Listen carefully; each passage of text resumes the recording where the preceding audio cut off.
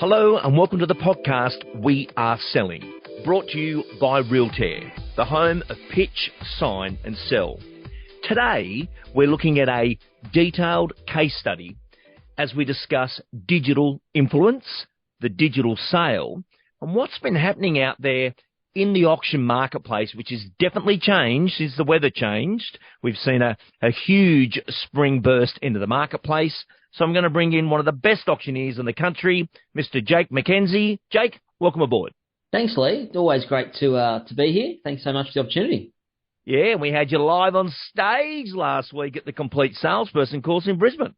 Yeah, that was a great experience to get up and speak in front of all of the agents there, and some incredible agents in the room, and just to see the work that they're doing and how they're embracing technology. There was some really good digital agents at the course there, so it was a great presentation. Well, Jake, just for our listeners, especially in the UK, who don't know who you are and what you do, give us your background. Yeah, so Jake Mackenzie, I am a current auctioneer at the moment. I've been calling auctions for about the last, probably coming up on 10 years now. So every Saturday I'm out and days in the week working with multiple agents and vendors and buyers. I had 9 auctions this Saturday, which 6 sold, which was a great result, and some incredible amounts above reserve and some tough auctions as well. But I'm also a sales manager at Realtair. So coupling the digital platform with live auctions, keeping my hand in the industry literally every day and helping agents transition from traditional auctions into using the great tools we have at Realtair, be it live auctions and timed auctions. Digital influence is such our topic today. And Jake, I wanted you on board due to a very recent great case study that needs to be shared with our community. Take us into the digital sale that happened after the On the Lawn auction. Great example, listen, we had a live auction booked where it was a hybrid auction. So we actually had buyers' ability to bid online. In this case, they were both at the property. It was a block of land. So it was an industrial block of land in South Nowra. The agent had a great marketing campaign. We ended up with 2 registered bidders at the property. And the auction was midweek. So we got the buyers there. They were all registered, pre-registered, so literally just had to turn up and bid. We were fortunate enough to have our vendors there on site as well. So we had all the buyers there. Essentially, we started the auction, and before we did that, we'd set a reserve with our vendors. Now, Lee, the reserve was $725 for this block of land. The reserve was set probably a little bit optimistic, but every vendor sets their reserve, I guess, at a figure that they're really hoping to achieve, and they were happy to adjust during the auction if they needed to.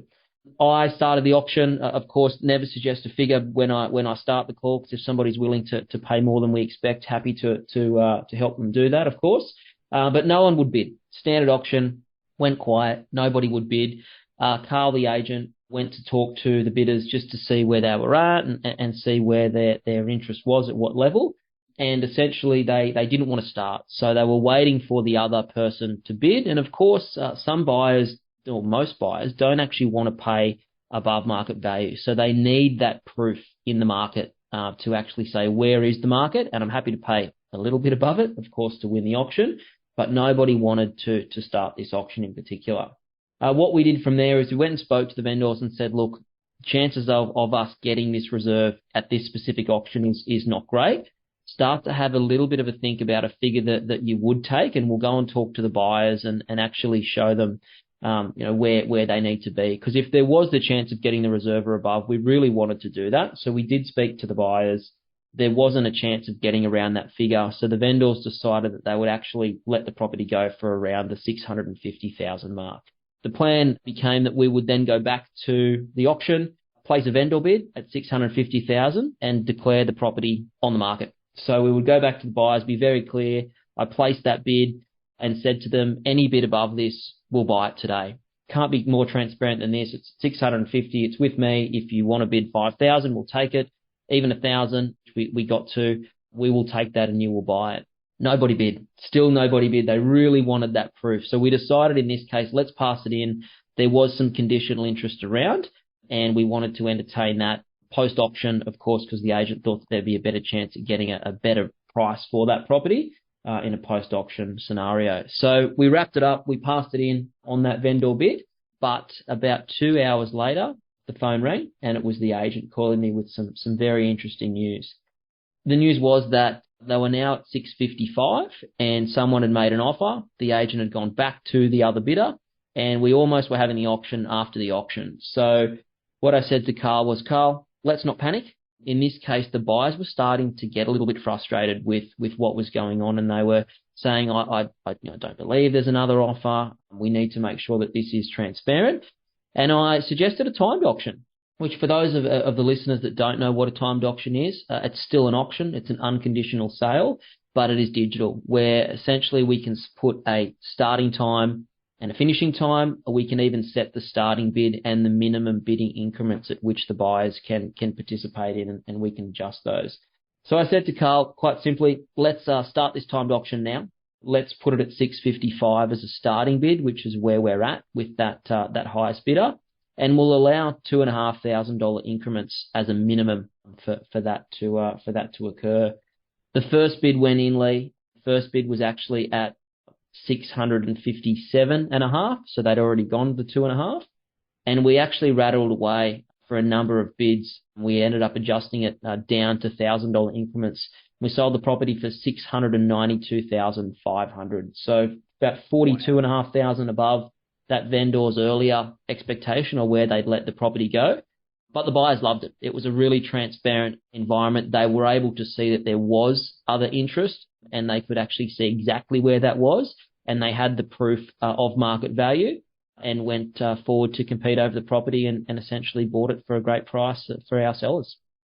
Jake, what a great case study. And when you were sharing this one with me, I just thought we've got to get this on the program. Let's just unpack this a little. There we are live on the lawn, and everyone needs a justification system to buy a property. Nobody wants to overbuy, and no owner wants to undersell. So everyone is looking for this justification system. However, things get passed in, and I think you did such a great idea here to say, let's make it a timed auction, because suddenly the system kicks in. And what we have then is no one can get angry at a system.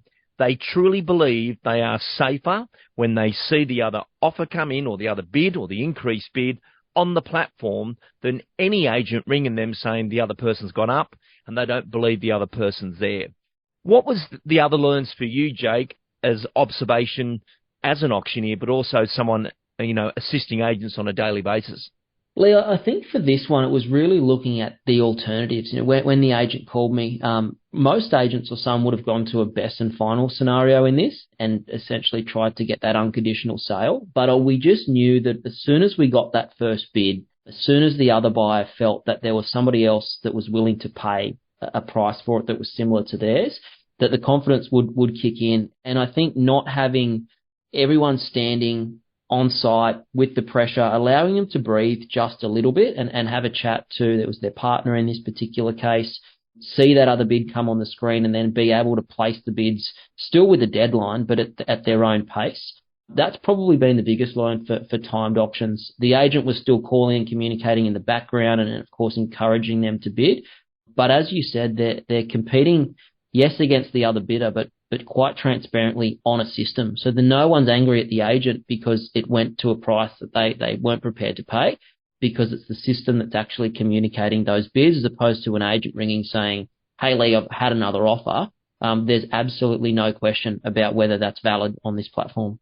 And this is where, Jake, last week you and I being live at the course, I was saying to agents before and after you're on stage, learn this now. Get ahead of the curve. And we were actually in Queensland, and Queensland's had a lot of fog around their terms and conditions or what they think is legislation versus best practice. Up there in Queensland, they thought, you're not allowed to do that due to the not allowed to disclose offers. Yet there was many Queenslanders in the audience using the digital sale, getting great results. And what people were discussing as they thought was legislation wasn't. It was actually best practice. And I think everyone needs to be clear on how the digital sale works, because in many parts of the country now we're getting such great results. And hopefully, Jake, one day this is going to force just a national selling process, because digital isn't based by state. Digital's based by agent, facilitation, and then the laws in that state are up to the agent. How have you found that part working in different states as you oversee timed auctions?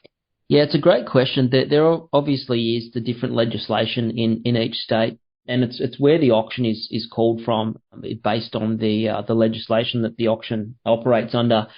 Allowing buyers to bid from anywhere, we have had buyers bidding from all over the world, and it genuinely has allowed more competition and more people to be involved in sales. I've overseen hundreds of timed auctions over the last few years, and some at quite a small level, a few 100,000, some up to multi-million, tens of million. There's one that actually went through the process and did sell before at well over 100 million. So there's a lot of different properties going through this.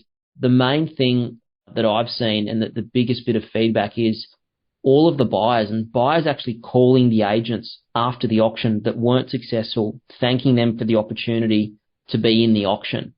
And they've said, look, great result for the seller. Congratulations to the other buyer. We wanted to thank you for the opportunity. We knew exactly where we had to be and what we had to do to buy this property. We just didn't have the budget. And when we look at improving the experience for buyers, this platform's still allowing the agent to actually craft the deal and make that sale, but it's taking the pressure off them and giving them that really consistent, transparent platform to do so.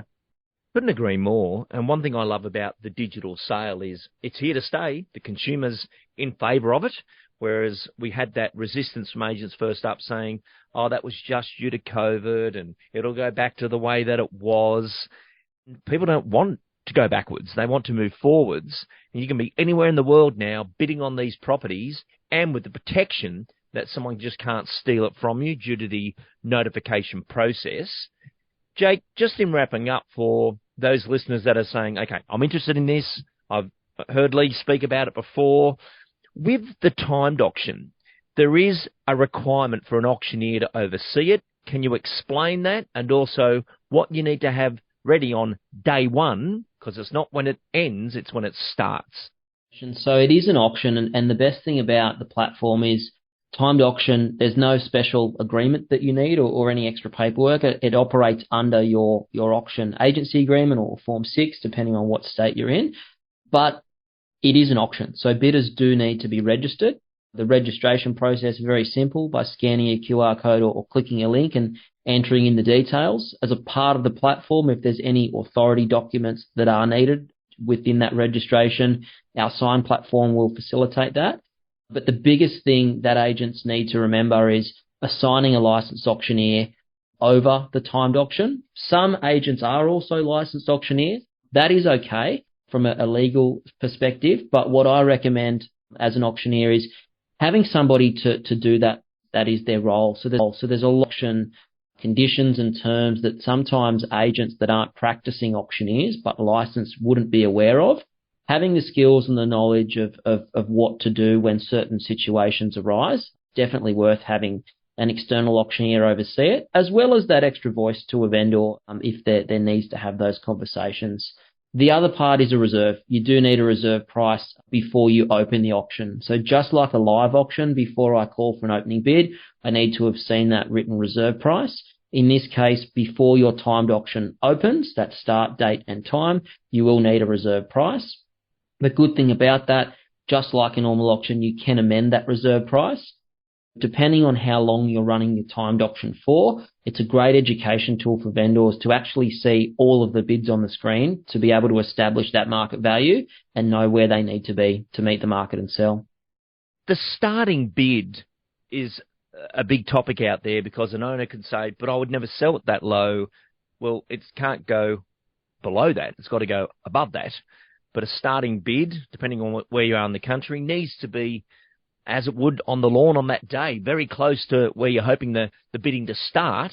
And then there is the vendor's bid. Could you explain how the vendor bid works, Jake, in a timed auction? Yeah, definitely. So depending on what state you're in, be it New South Wales or Queensland, there's different regulations around the vendor bid. New South Wales, for instance, we can only have one vendor bid.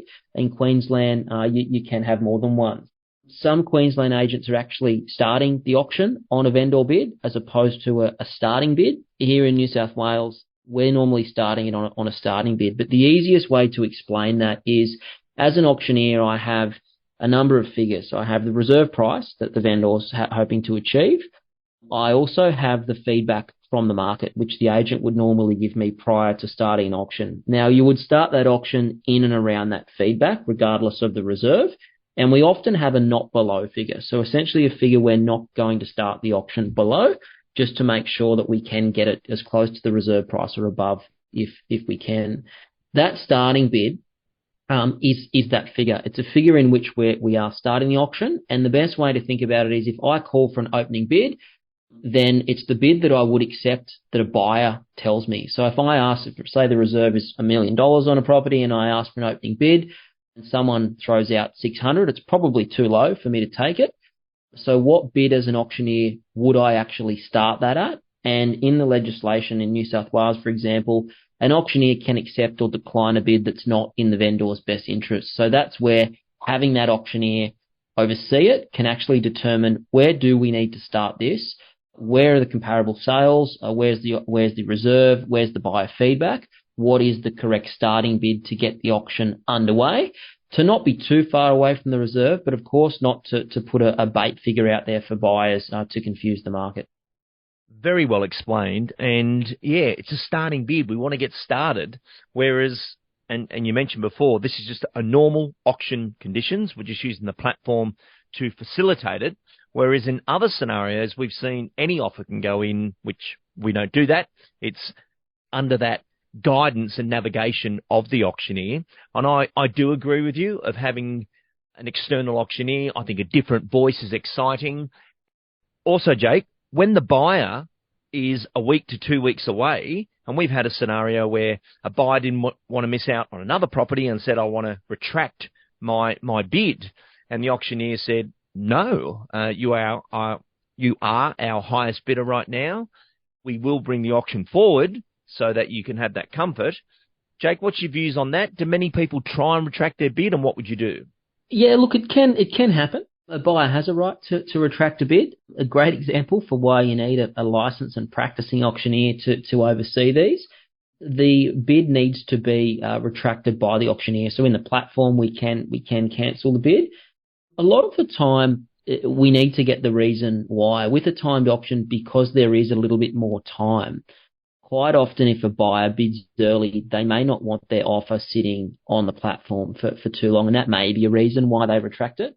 Usually in a live auction, if they get carried away and they've bid more than they can afford, that would be a reason. But for the timed auction, it does highlight one of the biggest benefits of time flexibility. Essentially, if you need to wrap the auction up today because you've got great interest and great offers, you can do that. Where if you need to give it another few days, perhaps you've got a buyer that's just getting their finance approved that is quite interested and around the figure, the reserve price, or you just feel you need to introduce more buyers to the property, you can adjust that. And there's a great announcements tool where you can communicate with all of the registered bidders and people that have made bids to make sure they are kept in the loop with what's going on. And we know that communication is very important during and before and post-auction as well.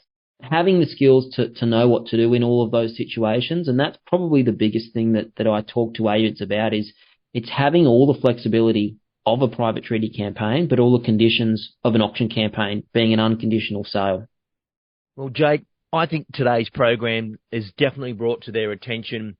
One, this is going on. Two, you need to learn it. And just hop onto the Realtair platform, book a demo, have a look at how it works. I've got so many agents now, Jake, that just can't believe how simple it is. They do their timed auctions or timed sale on a Tuesday and Wednesday night. They're exchanging contracts, taking the deposit. This is modern real estate, and learn it before you need to know it, would be my advice. And Jake, great information, great case study, and thank you for joining us on the program. Thank you, Lee. See you next time.